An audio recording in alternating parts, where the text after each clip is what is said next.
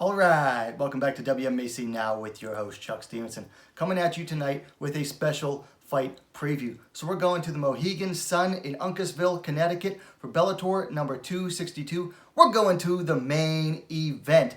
Flyweight champion, defending champion Juliana Velasquez taking on the challenger Denise Miss Dynamite Kielholtz.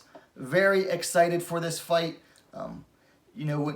Back a while ago after Velasquez won the championship, I made a video talking about who she could face next, and this was by far the one I wanted to see, just because of Kielholtz having the longest winning streak in the division, a good stylistic matchup here, battle of two fighters who can duke it out on the feet or go to the ground.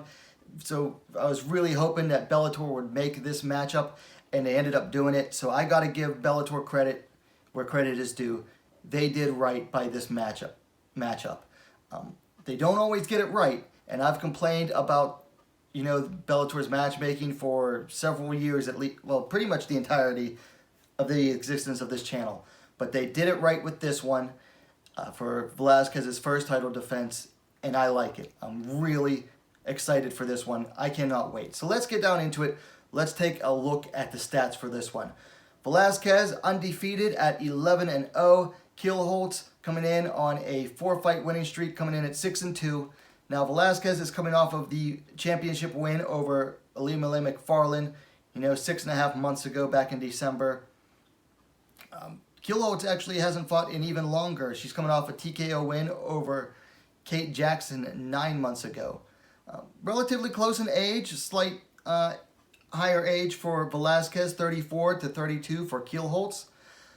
Big height advantage here, 5'6", 167 centimeters for Velasquez. Kielholtz coming in at 5'3", 160 centimeters, although I've seen her listed at different heights before. Also, slight reach advantage for Velasquez as well, 67.5 inches, 171 centimeters to Kielholtz's 66 inches, 168 centimeters. So I'm going to do this one a little bit different. If you've seen my fight previews in the past, they usually are more structured. This one's a little less structured. So we're just going to have some fun with this one and just talk about different things going on with this fight. First thing you notice is the height and size advantage overall. Velasquez is very big for the flyweight division. She is a big flyweight, just overall has a big frame for it, whereas Kielholtz is, honestly, she's a strawweight who moved up to flyweight when she moved to MMA from kickboxing. So big size advantage, height as well for Velasquez, and she uses that height and reach as well. She knows how to keep her opponents out at the end of her range. Against someone like Christina Williams, who is long and uses her reach as well, Velasquez had the superior range control in that fight.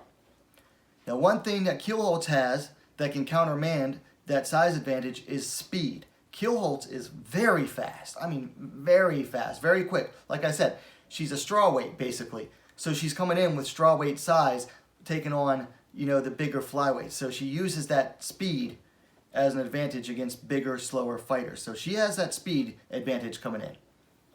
Now, when you break down their striking styles, Velasquez she's a pressure fighter, but she's also a bit of a counter pressure fighter. What I mean is she will pressure her opponents and then wait for them to strike, and then she counters with her strikes.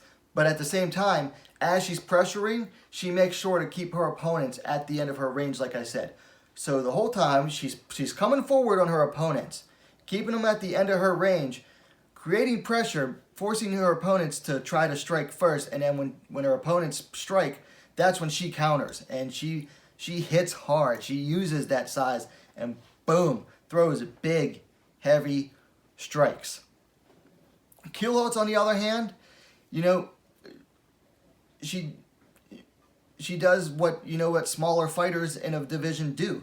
She gets aggressive, she gets up in her opponent's faces, and strikes in range, but she's also quick to close because she uses her striking to get in range. She actually, for a striker, she's also a judoka though. She likes to get to the ground, so she is aggressive. She's quick to get in range, quick to close, and then she will use her judo to take her opponents to the ground. Or if she'll knock them to the ground, and then she'll follow them there. Now, ground game. Both are very well versed on the ground game. Kielholtz, black belt in judo. Juliana Velasquez, I believe she just earned her BJJ black belt, but has been a black belt in judo for a number of years as well. So both are very well versed. Here's what's interesting about this. Velasquez is actually more known for her grappling, but she prefers to keep it on the feet. She faces a lot of strikers, and she will keep it on the feet against the strikers because she likes to strike. So, but when she does go to the ground, she has very heavy top control and very hard and heavy ground and pound. Now contrast that with Kielholtz. Like I said, she's quick to go to the ground. And when she gets to the ground, she likes to go for the fast finishes. She likes to initiate. She likes to hunt for the finish, hunt for submissions, and goes for them very fast. One thing I've noticed though about Kielholtz, she tends to not do as well in the prolonged ground exchanges, like the Brioni Tyrell fight and let me see, who is that other girl? Against Jessica Middleton. Middleton had her in danger like 2 different times in that fight for long periods, had Kielholtz's back and was threatening with the rear naked choke, but just couldn't get it. So Kielholtz, like I said, Velasquez doesn't like to go to the ground, but when she does, she's heavy on top, hard and heavy ground control. Kielholtz, quick to go to the ground, quick to go for the finish, doesn't do so good on the prolonged ground exchanges. Now here's a huge difference between the two. Level of competition. Huge difference here. You know, you look at Kielholtz's wins. Every single win -1 on Kielholtz's record, and all of her MMA fights, I think, have come in in Bellator. All of her wins were coming off of a loss, at least one loss, except for Sabriya Sengel, who had never fought MMA before and hadn't really trained for it. So Kielholtz has largely been fighting, girls to her same level of experience, but all of them were hovering right around 500 records, and all of them were coming off of losses. Whereas, you look at Velasquez's record, and she's faced a much higher level of opponents here, which, fits her more experience, her higher level of experience herself.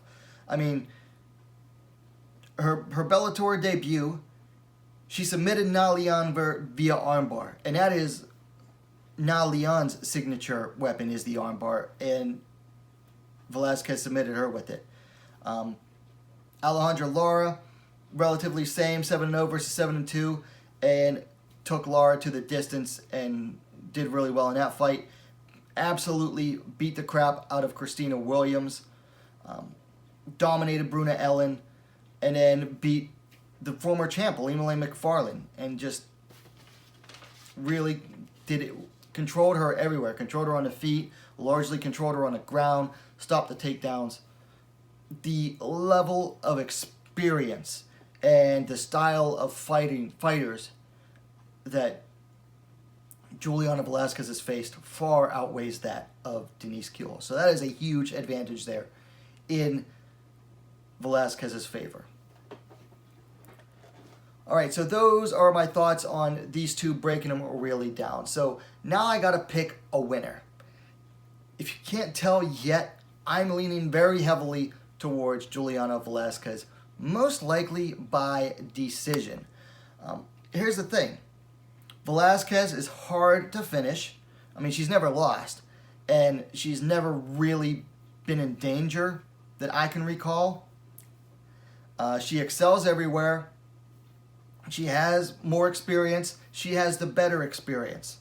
And she has more experience in long fights. She's gone to the distance more often, and she's gone to the distance against better fighters than the likes that Denise Kielholtz has faced.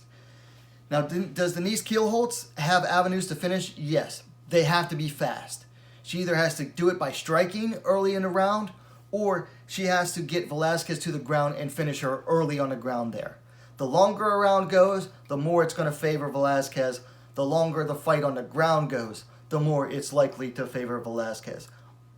All of Kielholtz's finish rely on getting it done fast. Whereas Velasquez, she has no problem dragging a fight out. Now, she can finish at any time, but she has no problem whatsoever dragging a fight out, dragging a fight into deep waters where she does really well.